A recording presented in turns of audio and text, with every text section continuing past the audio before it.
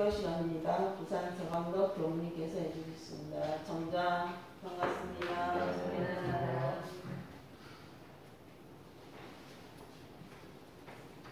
제가 서울에 살 때 그 대치교당 옆에 음마 아파트가 있었거든요.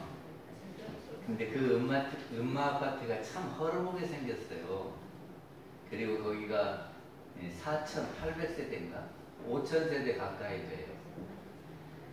근데 늘 재개발한다면서도 못하고 그러더라고요.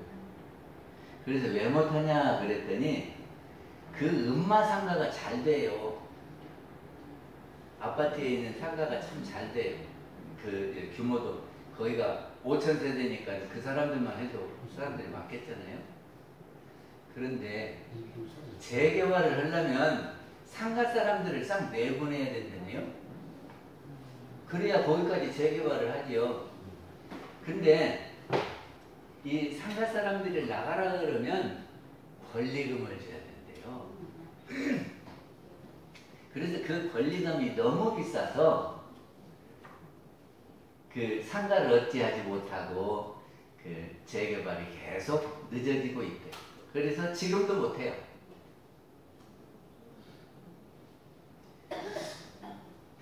그 전세에 살면은 자기가 나오기도 하지만 또 내보내기도 하지요. 근데 내보내려면 권리금을 줍니까? 그래서 권리금 안 주려면 주인이 내가 하겠다고 그러면 또 안 준다네. 맞습니까? 예. 근데 그 집도 전세가 있고 우리의 마음도 이 육신이 전셋집입니다. 이제까지는 이 육신이 나라고 살았는데 이 육신이 내가 아니고 우리의 영혼이 나고 이 육신은 전셋집이다 하는 말이에요. 근데 전셋집으로 옮길 경우에 두 가지가 있는데 하나는 본인이 더 넓은 데로 사업장을 옮기기 위해서 전셋집을 바꾸는 경우가 있고 하나는 주인이 나가라고 해서 전셋집을 바꾸는 경우가 있지요. 근데 자기가 옮기려고 하면은 자기 계획에 의해서 이거를 이렇게 정리하고 이렇게 해서 다른 데다가 이렇게 얻어갖고 이렇게 해야 되겠다고 하면 그건 좋은 일이지요. 그런데 갑자기 세를 올려달라 그러면 어떡해요? 그것도 조금이 아니라 많이 올려달라 그러면 그 집을 비워줄 수밖에 없지요. 잘 모르세요? 네. 그 집을 비워줘야 되는데 만약에 이것이 장사를 잘 못해가지고 집을 비워주려고 그러면 지금 있는 집보다 줄여가야 돼요? 늘려가야 돼요? 줄여가야죠. 집을 줄여가면 참 어렵더만. 그래요 안 그래요? 이 집을 살면서 농도 이렇게 딱 맞춰서 놨지요? 근데 작은 집 가면 안 맞아. 그렇죠? 그리고 살림살이가 많았는데 작은 집으로 가면 다 들어갈 데가 없어요. 그래 막 버려야 돼. 네. 그래가지고 참 집 옮길 때 내 계획에 의해서 내가 이렇게 넓은 데로 착 가면 좋으련만 그렇지 않고 주인이 나가라 그래서 저기를 하려면 작은 데로 장사를 잘못해갖고 작은 데로 옮기려면 참 불편하다 하는 생각을 했습니다. 저기가 대종사님께서 복내정사에 계실 때 한 번은 비가 많이 왔어요. 근데 오늘도 비 올 줄 알았더니 교도님들 오시라고 해놨던데 비가 많이 오니까 복내정사 앞에 이렇게 웅덩이가 있었거든요. 그러니까 거기가 물이 고이겠지요. 올챙이가 새끼를 언제 낳아요? 몇 월 달에 납니까? 올챙이는 새끼를 몇 월 달에 납니까? 네? 우리가 새끼 아니야? 올챙이가 새끼 나요? 올챙이는 새끼를 못 낳고 개구리가 낳는데요. 근데 그 웅덩이에 올챙이가 많이 생겼어요. 많이 생겼어요. 요즘 무슨 날인데? 예? 장마 후에. 장마 후에 봄이니까 여름이래 여름. 봄이지 봄. 봄에. 근데 올챙이가 새끼 안 나는 것이 중요하지 몇 월 달에 나는 건 안 중요해요.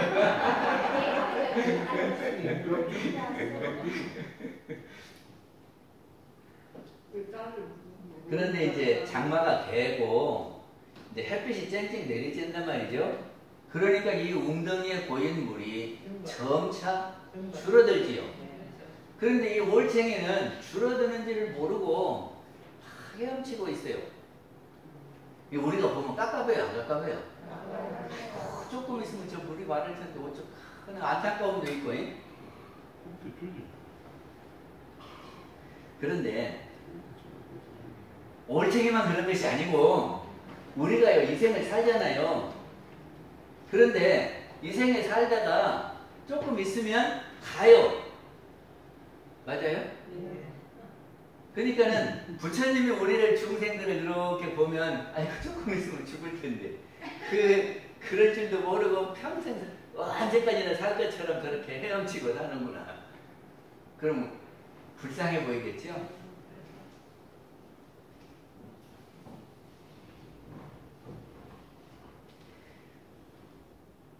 제 대종사님께서 이 생에 그러니까 지금 장사를 하는데 장사를 수입과 지출을 대조해야죠.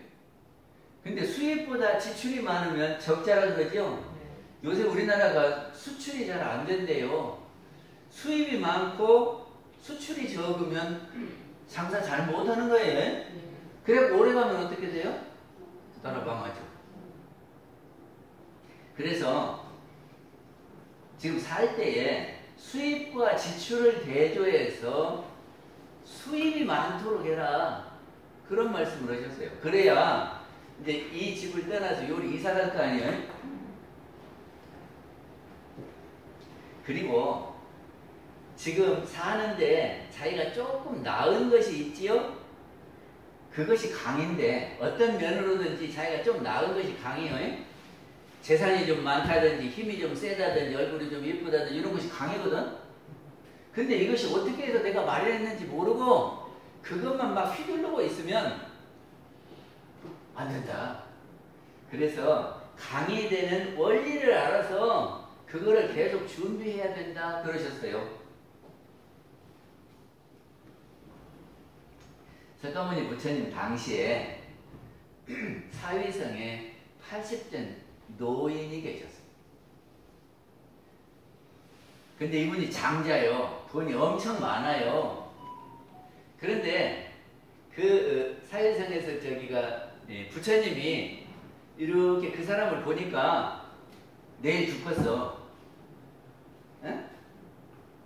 내일 죽겠어요. 근데 그 사람은 무엇을 하고 있냐 그러면 계속 집을 짓고 있어요. 그런데 부처님이 가서 저기를 이야기했어요. 우리가 인생이라는 것이 뭐고 이 생 마치고 갈 때는 어떻게 하고 내 생은 이렇게 되고 이렇게 이제 설명을 하신단 말이죠. 그러니까 80대 노인이 나 지금 그거 들을 시간 없어요. 나 지금 집 지어야 돼요. 그러고는 안 듣고 부처님 말씀을 안 듣고 집만 짓는데요. 그러니까는 부처님이 참 안타까운 마음으로 돌아오셨는데 집을 짓다가 석가래가 탁 떨어져 갖고 머리를 다쳐서 죽어버렸대요. 네. 그러면서 부처님이 참 내일 죽을지를 모르고 내일 죽을지를 모르고 참 근데 죽어버리면 집 지어놓은 것이 소용 있습니까 없습니까?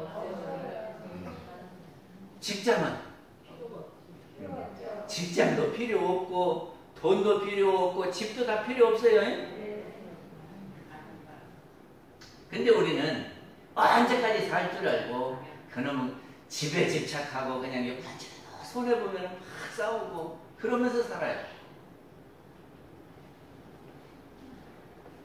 제가 저기 회보에다가 그 한문을 써놨는데 보이십니까? 유자 유재하여 유자는 자식이 있어요. 자식이 있고 유재는 재산이 있어요. 이게 자식과 재산이 있어서 우유급급이라 어리석은 것 같고 급급하면서 살아요. 그래요 안 그래요? 우리 어떻게 재산이 뭐하니까 그러면서 이러면서 날아가면 어쩌까 맨날 그거 돈 걱정하면서 살지요. 또 한 가지는 이놈의 자식 걱정하면서 살아요. 그러면서 급급해요. 살아도 편할 날이요 하면서 맨날 걱정하면서 산단 말이죠. 근데 아차비하거든. 아차는 나가요. 아자요. 아가 차자는 또 차자예요. 내가 또 비하거든. 내가 아니거든. 이 말이 무슨 말입니까? 내가 또한 내가 아니다 하는 말이 무슨 말이요? 우리는 이 육신을 나로 알고 살고 있지요. 이것이 나요. 그런데 알고 보니까 이것이 납니까? 이것이 나가 아니고 이건 전셋집이요. 그래서 놓고 갈 것인데 그러면 이 육신도 내 것이 아닌데 자식은 내 거요 아니요? 재산은 내 거요 아니요? 내 것도 아닌 것 같고 너무 그렇게 할 거 없어요.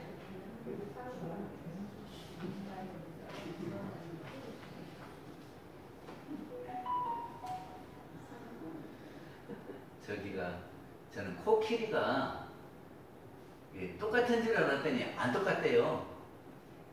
저기 인도의 코끼리는 좀 작고 아프리카 코끼리는 훨씬 크다네요. 그래도 얼마나 큰가 했더니 아프리카 코끼리는 7,500kg래네. 이게 7톤이야. 7.5톤. 근데 인도의 코끼리는 5,000톤이 아니 5톤이래요. 5,000kg. 그것이 5톤 트럭하고 똑같아요. 코끼리 무게가 그거 엄청난 거예요. 그리고 인도의 코끼리 보면은 코끼리 타고 다니지. 그래서 참 코끼리는 순한 것인 줄 알았더니 순한 놈도 있지만 성질이 상한 놈도 있대요. 근데 어떤 사람이 아프리카를 갔는데 코끼리를 만났어요. 엄청나게 큰 코끼리가 굉장히 사나운 코끼리가 막 자기한테 쫓아오는 거예요. 우리 멧돼지 나오면 어떻게 해야 돼요? 안 만나야지.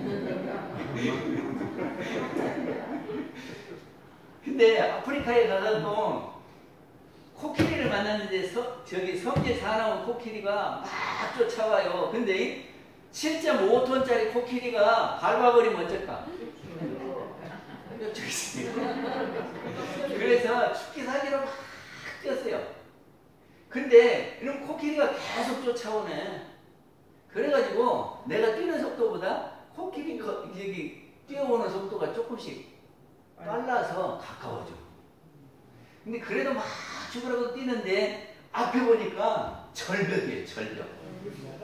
이제 더 못 도망가고 근데 큰일 났지요.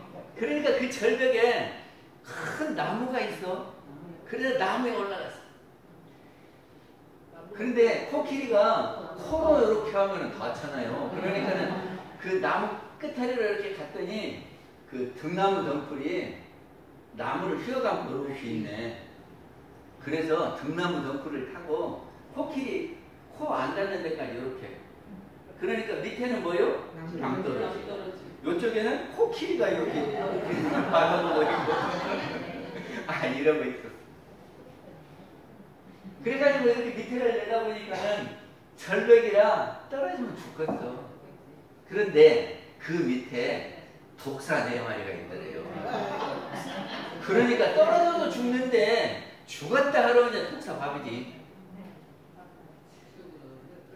이제 그렇게 하고 이렇게 있으면서 이렇게 보니까 자기가 이렇게 매달리고 있는 등나무, 그 등나무를 쥐새끼가 말이지 갉아먹어. 근데 흰쥐 보셨어요? 한 번은 흰쥐가 갉아먹고 한 번 검은지가 갉아먹고 이렇게 교대로 갉아먹더라네. 그러면은 등나무가 이제 점점 갉아먹고 나중에 가면 톡 끊어지겠죠. 근데 그 상황에 저 나무 꼭대기에 벌집이 있는데 벌집이 아프리카가 뜨뜻하니까 아니면 녹아. 그래갖고 한 방울씩 톡톡 떨어져. 그러니까 이렇게 보니까 떨어져서 이렇게 입을 대니까 달면서 참 맛있어. 그래가지고 이제 어디로 떨어지냐고 이렇게 바라보다가 이렇게 그러고 있더래요. 그러니까는 부처님이 그거를 그 이야기를 하시면서 코끼리가 모는 것은 세월 앞에 우리가 지금 계속 몰리고 있다 이거예요. 그러지 않습니까? 몰리고 있어. 그래가지고 이 등나무 덩풀을 잡고 있는 것은 생명줄이요. 이 생명줄인데 그 생명줄을 흰 쥐가 낮으로, 검은 쥐가 밤으로 점점 내 생명줄을 가늘게 만들고 있잖아요. 언제 끊어질란가 몰라. 그런데 그것이 탁 끊어져 갖고 저 밑으로 떨어지면 죽어요. 그러면 네 마리 독사가 뭐냐면 지, 수, 화, 풍 이 네 마리 독사가 그냥 싹 먹어치고 그러면 무엇이 되냐 그러면 우리의 이 육신은 땅으로 돌아가고 물로 돌아가고 바람으로 가고 그리고 불기운 따뜻한 에너지고 이렇게 해서 다 흩어지고 만다 그런 말이죠.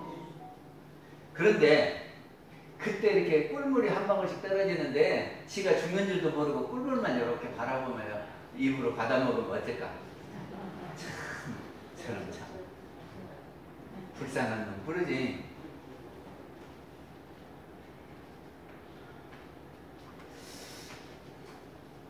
부처님께서 보시면 우리 사람들이 영생을 산대. 네? 영생을 살아. 그러니까 영생을 사는 그것이 뭐냐 그러면 우리가 영혼이다 그런 말이죠.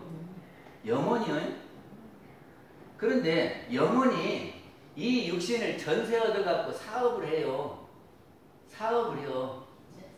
그리고 사업을 잘하면 전셋집 옮길 때 내가 원하는 대로 큼지막한 가게 얻어갖고 그 사업하기가 쉽겠죠. 근데 내가 이 전셋집에서 장사를 잘못하면 자본금을 까먹으면 전셋집 옮길 때 어떻게 해야 돼요? 작은 집으로 옮겨야 돼. 그러면 농장도 안 맞고 물건도 다 내버려야 돼. 그쵸? 그러겠어요? 안 그러겠어요?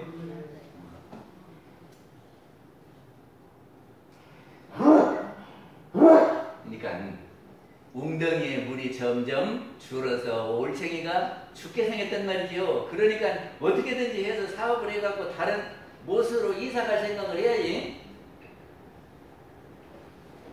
그리고 내일 죽을지도 모르는 그 사회성에 80대 노인처럼 내가 앞으로 어떻게 사는지도 모르고 내일 죽을지도 모르고 그 재산에만 어두워갖고 인색하고 다른 사람 도울 줄도 모르고 손가락질 받으면서 산단 말이죠. 그렇게 살아야 할까? 아니면 지금 코끼리한테 쫓긴 거를 부처님 말씀에 비유담이 있거든요. 그래서 안수정등이라고. 이것이 언덕 한자거든. 언덕에 나무 숫자요. 그리고 저 밑에는 우물속같이 깊은데 저 낭떠러지 밑에. 그래서 우물정자예요. 그리고 등은 저기 그 등나무 등자예요. 그래서 안수정등이라고 하는 부처님의 비유담이에요. 그런데 우리가 살고 있는 것이 이게 코끼리에 쫓겨서 언제 우리는 죽을지 모르는데 그 꿀물 하나씩 먹으려고 그것만 바라보고 있어서 되겠냐? 응? 그래서 이 몸 받았을 때에 회복을 갖추어서 내생길을 준비해야 내생의 전셋집을 잘 구해갖고 간다. 마치겠습니다.